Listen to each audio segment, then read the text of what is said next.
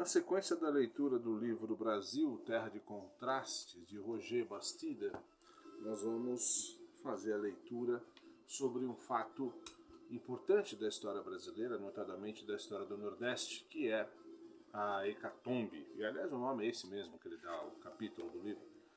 A Hecatombe da Pedra Bonita. Nós estamos no capítulo 5, que fala o outro Nordeste, onde ele traça um pouco da formação, até geológica e também social, dos fenômenos sociais daquela região do Brasil. Ele vai chamar, o primeiro ato, ele falou sobre a pagelança ou santidade, e agora o intelectual, o professor Bastida, vai falar sobre a Hecatombe da Pedra Bonita, o caso da Pedra Bonita, que depois virou a Pedra do Reino na literatura de Ariano Suassuna. A Europa conhece esses reis legendários em cuja morte o povo não acredita, que vivem em algum castelo encantado e devem reaparecer um dia para conduzir o país à glória e à prosperidade. Frederico Barba Roxa é o mais famoso. Portugal também teve o seu, Dom Sebastião, desaparecido em combate contra os mouros em Alcácer Quibir. Esta batalha marca simbolicamente o fim do esplendor português, tanto mais que logo depois a Lusitânia caía sob o domínio espanhol. O povo não acreditou, pois, na morte do rei. Ele estaria apenas escondido, voltaria para trazer ao país a independência e a grandeza. O rebanho dos sebastianistas, apoiado em certos oráculos, nas profecias do sapateiro Bandarra, do negrinho do Japão, da madre Leonardo, crescia e persistia até através das gerações. Ainda no começo do século XIX, o francês Ferdinand Denis contava em Portugal e no Brasil mais de 3.000 adeptos, todos honestos, trabalhadores, benevolentes. O autor compara-os, devido às qualidades morais que apresentavam, aos quacres e os morávios. Um comerciante do Rio de Janeiro concedia crédito à sua clientela até a volta do rei, que não tardaria em voltar para o meio de seus fiéis. Coronéis faziam aposta sobre o dia provável de sua chegada. E é nessa atmosfera messiânica que se situa a história da Pedra Bonita. O mito messiânico da terra sem males, que talvez perdurasse até entre os vaqueiros do sertão, será agora reinterpretado em termos do sebastianismo, mas sob a nova roupagem permanece ainda a mesma esperança fervorosa dos índios da santidade. No começo do ano de 1836, surgiu na paróquia de Flores, que fora perturbada por lutas políticas prolongadas, um mestiço de índio chamado João Antônio dos Santos, que mostrava a todos duas pedrinhas misteriosas que ele tinha retirado do largo de Vila Rica, que era o limiar do reino de Dom Sebastião. Mostrava também o profeta um pedaço de jornal em que se liam os versos: se João casasse com Maria, o reino desencantaria. Versos felizes que lhe permitiram casar-se com Maria, linda cabocla que até então lhe fora recusada, recebendo como dote bois, cavalos e dinheiros dos grandes proprietários da redondeza. Tudo a título provisório, é verdade, pois devia ser restituído em dobro quando o reino desencantasse. Assim nasceu uma nova religião, cujo centro místico era um santuário natural, construído por dois enormes rochedos que se erguiam enormes e ameaçadores a 33 metros de altura, apontando para o céu. Junto às pedras, uma rocha ligeiramente cavada formava a mesa do holocausto, e sob os rochedos ferruginosos havia cavernas formando salões, onde João Antônio pregava e casava os fiéis. À parte a crença de que o lago, à beira dessas pedras, se abria sobre o reino encantado de Dom Sebastião, a religião era como a continuação da santidade. Bebia-se o suco de jurema, que produzia alucinações. Fumava-se a erva santa, cantavam-se hinos em êxtase, e o maracá do índio era ritualmente agitado. Pode ser que João Antônio fosse apenas e principalmente um espertalhão que desejava gozar dos bens recebidos e do cortejo feminino, pois toda mulher que se casava devia obrigatoriamente passar com ele a primeira noite, antes de ser entregue assim santificada ao marido. A pretexto de ir buscar novos crentes no Cariri, desapareceu João Antônio um dia, deixando a direção da seita a seu irmão caçula, que ele tinha transformado em rei, e a outros parentes. A pregação continuou, conquistou adeptos e até nas classes mais altas da sociedade local, entre os fazendeiros, não se limitando mais, como no começo, aos vaqueiros e mestiços. O rei, José Joaquim, anunciava todos os dias o mundo maravilhoso que surgiria, no qual o negro renasceria branco, o pobre seria rico, o velho voltaria à juventude e todos entrariam na imortalidade. Mas para desencantar o reino, era preciso sangue, muito sangue. Somente sangue abriria as entranhas da terra, deixando passar Dom Sebastião à frente de uma corte faustosa, libertado do seu encantamento. Aí a hecatombe principiou. Os caçadores mataram primeiramente os cães, mas o sangue animal não era suficiente para quebrar o sortilégio. Então, os maridos mataram as esposas, as mães degolaram os filhos, os jovens sacrificaram os pais. O sangue escorria ao longo das pedras, penetrando na terra ressequida do deserto. Quando a polícia chegou ao local, encontrou, além dos 14 cães, os cadáveres de 30 crianças, 12 homens e 11 mulheres, todos bem aliados por espécie, sexo e idade. Mas Dom Sebastião não aparecia. O irmão mais velho de João Antônio, indignado com o assassínio de suas duas irmãs, sentindo-se ameaçado também, subiu na pedra do altar e proclamou solenemente que Dom Sebastião lhe tinha aparecido. Só faltava a presença do rei no cortejo dos mortos para o encantamento tivesse fim. José Joaquim foi então imolado e seu irmão mais velho tomou-lhe o lugar, sendo proclamado rei. Este ordenou aos sobreviventes que o seguissem, pois ia ao encontro de Dom Sebastião, e assim afastou-os daquele matadouro cujo odor empestava. A hecatombe durara 3 dias. O ar estava irrespirável. O sol dardejava seus raios, prateando a crosta salobra do lago meio seco. Os sobreviventes, titubeantes, embriagados de jurema e sangue derramado, marchavam ao encontro do reino. Mas não foi Dom Sebastião que surgiu. Foi a polícia, prevenida pelo vaqueiro José Gomes, que fugira amedrontado à vista da carnificina. Eis porque no sertão, ainda hoje, o desaparecido de Alcácer Quibir não pôde vencer o sortilégio que o impede de regressar à terra e de nos trazer a felicidade. A covardia de um indivíduo inutilizou todo o sangue derramado sobre os rochedos da Pedra Bonita. E agora vamos falar de Canudos, que é o terceiro ato. O elemento cristão substitui o elemento indígena. Mas que cristianismo é este? Um cristianismo de penitência e de apocalipse. Os irmãos pregadores percorreram noutros tempos o sertão e seus sermões só falavam em castigos, sofrimentos, punição de pecados. Reclamavam o arrependimento, a luta contra a tentação dos sentidos, apelavam para a vida ascética. Quando partiram, profetas leigos os substituíram, tendo na mão o bastão de peregrino, o rosto coberto de barba hirsuta, cabelos caídos em desordem pelos ombros. Caminhavam através da caatinga, mendigando, rezando, anunciando o fim do mundo. Antônio Vicente Mendes Maciel foi um deles. Filho de rico comerciante do Ceará, desposara sua prima, embora nem o temperamento e nem o estado de saúde o habilitassem para o casamento. A mulher acabou fugindo com um sargento de polícia, e conta a lenda que ele a matou ao mesmo tempo que sua própria mãe. Em 1876, Eilo, que aparece transformado em peregrino, falando a linguagem simples dos vaqueiros, e seu ensinamento profético atrai as massas caboclas que se aglomeram à sua volta. Chamam-no Antônio Conselheiro, e também Bom Jesus Conselheiro.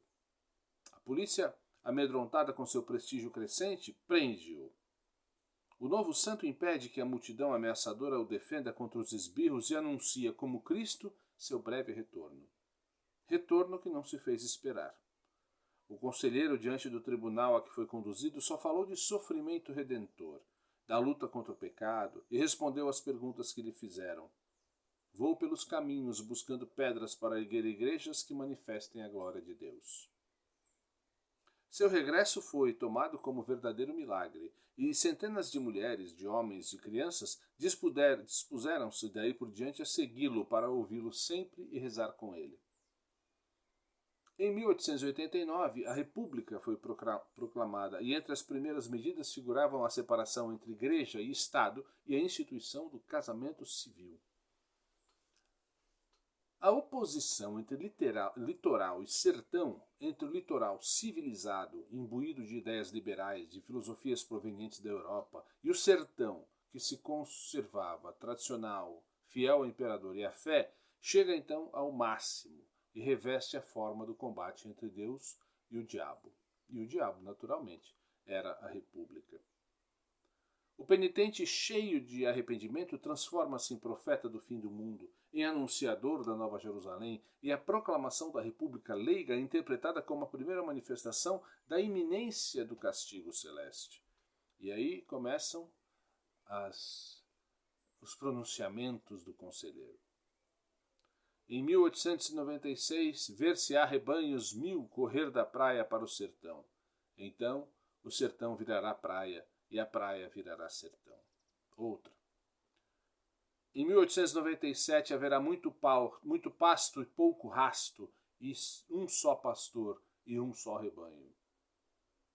Em 1898 haverá muitos chapéus e poucas cabeças. Em 1899 ficará as águas em sangue, cairá uma grande chuva de estrelas e aí será o fim do mundo. Em 1900 apagar-se-ão as luzes, e das ondas do mar sairá Dom Sebastião com todo o seu exército. Os dias passavam, e a multidão piedosa seguia pelos caminhos ardentes, cheios de sol, cantando e orando atrás do seu profeta.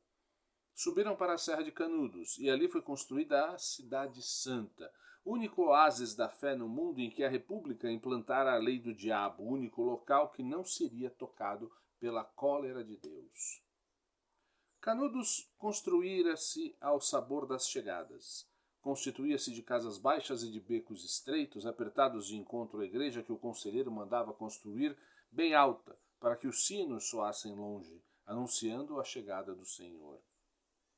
De todos os pontos do sertão afluíam os romeiros.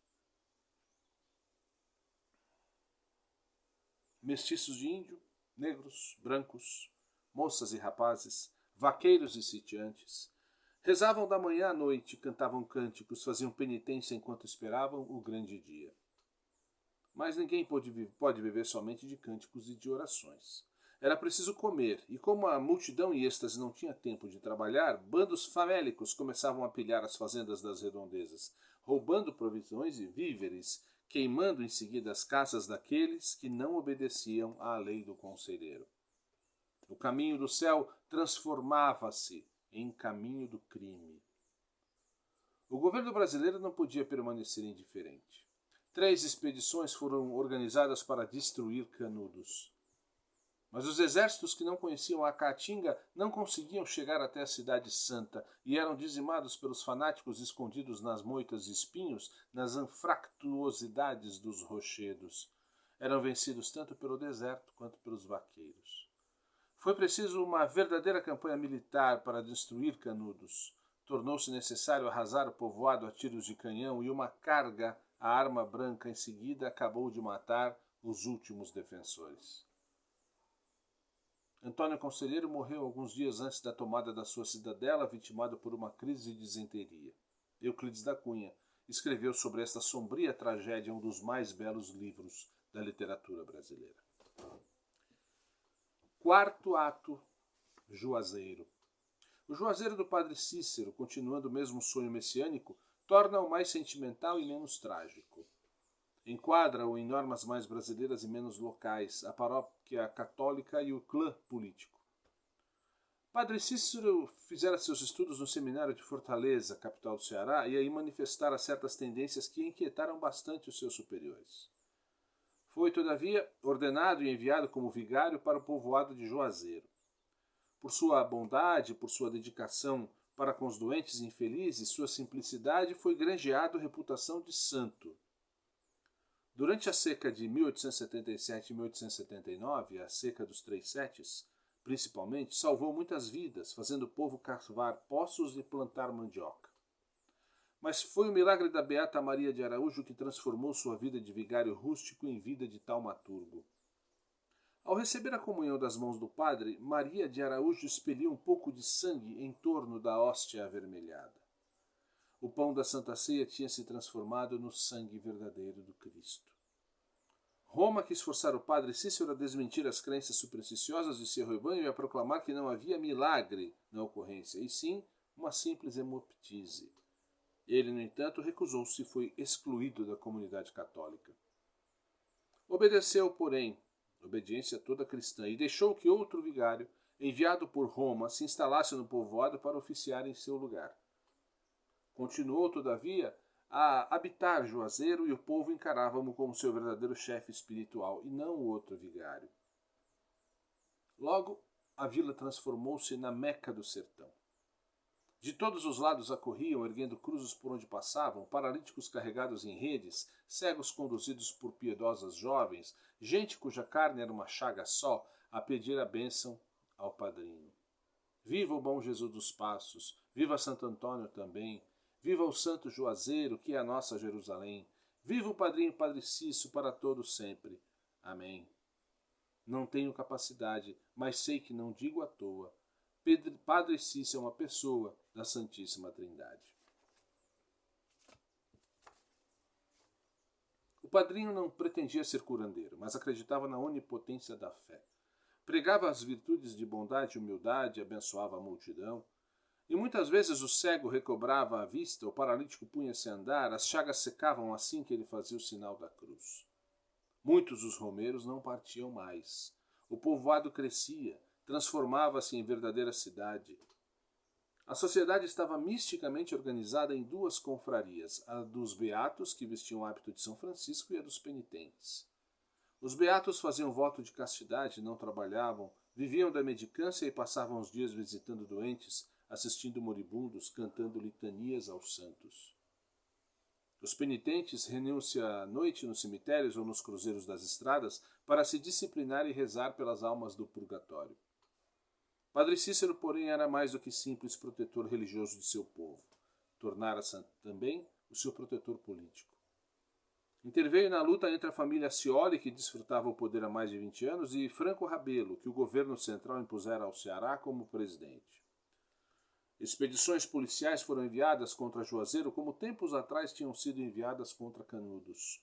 E o exército do litoral recuou mais uma vez diante do exército dos vaqueiros, dos fanáticos, dos soldados de Deus. Juazeiro não foi tomada, pelo contrário, passou a atacar, e o governo, para impedir que a capital do Ceará fosse pilhada, teve de reconhecer a autoridade do padrinho dos vaqueiros e dos infelizes. Até a sua morte, em 1936, Padre Cícero foi um coronel, místico, chefe político que ganhava eleições, fazia e desfazia deputados, enfim, dominava politicamente a região. Nenhuma ambição pessoal o impelia. A política e a religião sempre foram para ele apenas um meio de melhor servir o rebanho que lhe fora confiado por Deus. Compreende-se assim que o povo do sertão não tem acreditado na morte do protetor. Espera firmemente pelo seu regresso e, de tempos em tempos, movimentos rebentam como epidemias místicas neste ou naquele município em torno de profetas que anunciam a volta próxima do bondoso padrinho. O último ato é o quinto ato, a Terra da Promissão. Juazeiro mostra-nos já uma primeira suavização da selvageria primitiva. Mas à medida que as duas civilizações antitéticas interpenetram-se, por meio de estradas, de caminhões, de narrações dos choferes vindos do litoral, o sonho messiânico modifica-se. A terra prometida transforma-se na região em que chove, em que há trabalho para todos, em que há rádio e cinema, em que os salários são elevados. Os vaqueiros acreditaram por um momento que a Amazônia fosse esta terra abençoada por Deus. E por isso, 4.160 deles emigraram para lá em 1877, 54.000 em 1878, 47.835 em 1900. Mas só encontraram dupla escravidão, a da floresta que os prendia com suas seringueiras e a do patrão, de que não se podiam libertar devido às dívidas. Hoje a terra prometida é São Paulo, onde desde a última guerra o nordestino substitui um imigrante europeu. O vaqueiro percorre milhares de quilômetros a pé ou em caminhão, a menos que suba ao rio São Francisco em barcas com cabeças de monstros esculpidas na proa para amedrontar os espíritos maus do rio, os deuses da maleita e do amarelão. As estatísticas revelam claramente a importância das migrações internas que despovoam o sertão do Ceará ou da Bahia em benefício das terras do café e das fábricas nas cidades. Em 1872, os estados do Nordeste forneciam 46% da população total do Brasil. Em 1920, 50 anos depois, somente 36%. De 1940 a 50, o Piauí perdeu mais de 58 mil habitantes, o Ceará, 161 mil, o Rio Grande do Norte, 26.381, Pernambuco, cerca de 104 mil e a Paraíba, mais de 146 mil. Alagoas perdeu por volta de 140.575 habitantes e a Bahia 289.323, enquanto a população do Rio de Janeiro aumentava de 787 mil, aumenta de 787.793 e São Paulo 556.761. Paraná 590.146. Se esses deslocamentos de população são perigosos, pois rompem o equilíbrio demográfico, por outro lado, fazem cessar as oposições muito brutais dos gêneros de vida, suavizam as antíteses e os contrastes e dão aos brasileiros consciência da unidade harmoniosa de seu país.